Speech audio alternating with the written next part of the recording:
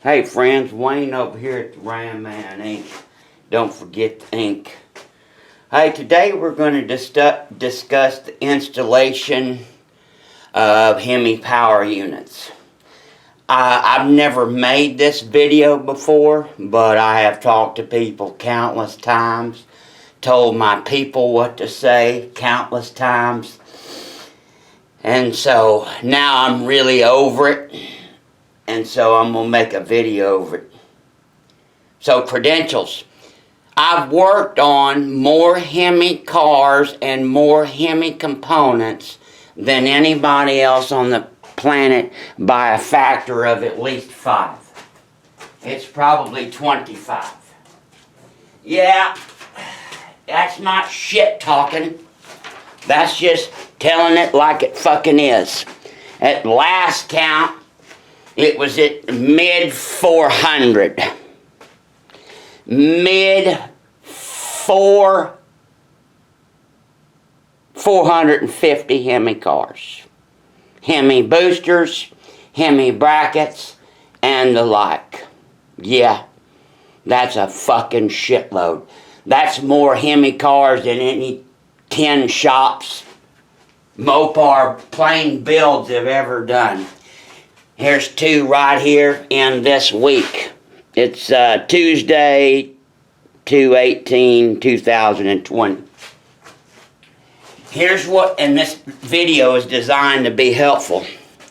With about 20% of the Hemi owners will send us pictures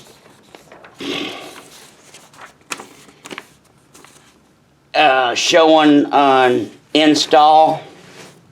Here he is looking from the left, from the driver's side, checking on the bracket, how he installed on this beautiful blue car. There it is installed. Kudos to this guy, because we don't get this very often. It's just kind of a piecemeal. And he's doing it right. Just wanted to make sure that it's getting installed correctly, plates. He's done a good job. Here's what happens with Hemi people, and it's always in this stage. The cars are not even running, but they've bolted the unit in. Here's what happens. And here's what I've told my people. Hemi owners in general are particular. Some are a little anal. They've got a lot of money invested. They've made a lot of money. Made a few correct decisions. So they're not stupid people. They just don't know. So what questions do I get asked all of the time? Here's what it is. The number one question is, Wayne, I believe that I have installed my Hemi power unit wrong. And I say, well, why is that? And the response always is, well, I've hooked it all up and my brake pedal is very close to the floor. I believe I have done something wrong. I've heard that between 50 and 100 times. The other thing that they say is, Wayne, my clutch pedal and my brake pedal are not even. Okay, I got that. I'm with you. So, here you go.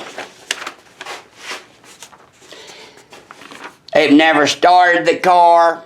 It's still being built, and here is the deal. So, number one, the brake pedal is supposed to be very close to the floor. That was the whole point of power brakes, so that you could rotate from the gas pedal to the brake with the heel of your foot. The main reasons for power brakes was number one, to increase the power, and number two, to lower the pedal height, the distance of the throw for the brakes to work. So, most of these Mopar guys, they're used to, whether it's a clone or whatever, they're used to manual brakes being really, really high up off the floor. And when they see a brake pedal really low to the floor on a Mopar, like a modern car, it freaks them out. You have to remember something, that on a Hemi car, it's just exactly like your modern car. Just exactly. The total brake pedal travel is only about a damn inch. It's only about an inch, just like that new Chevrolet you drive, or that new Dodge Challenger. It ain't that far from 100 to a full stop. Number two, the Hemi power unit comes on really fast. Designed into the brackets which raise the unit, it has a unique 2-to-1 ratio. There you go. There's a fulcrum point. So if you move this a half inch, it moves the booster rod a full inch.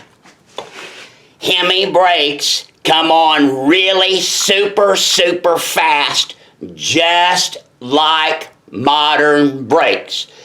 Just like modern brakes. The brake pedal travel is minimal. You understand? Yes, they built in a 2-to-1 ratio in the brackets. Moving on to the clutch pedal. The brake pedal and the clutch pedal, no engineer ever said they gotta be equal. We gonna build a car that's equal. 1966, they didn't give a shit whether the brake pedal was even with the clutch pedal or not. It never came up in the discussion. It just didn't. And number two, you can't have them at the same height because number one, you have a brake pedal travel of this distance and it's run by hydraulics. It's run by hydraulics, and the clutch on a Mopar or any manual clutch, you gotta travel of about that far. You gotta travel of about that damn far with a bell crank and a linkage. So how in the fuck are you gonna have them at the same height? You can't. Brake pedal and clutch. That's anybody that's driven a 4-speed Mopar. Got to pick your foot all the way up. Hell, big old dude like me, 6'3", all the way up, knee into my chest, and back down on the clutch pedal. It's a pain in the ass. That's why I've only had one 4-speed Mopar. Only one. Now as a road runner. So, they can't be at the same height. The only reason pedals are at the same height, in general, today, is because they're clutch. They're hydraulic. But the travel is still much different. So, that gets rid of those two things. So, the brake pedal and the clutch pedal were never designed to be equal. Yes, the brake pedal's low to the floor, just like it should be. Just like it should be.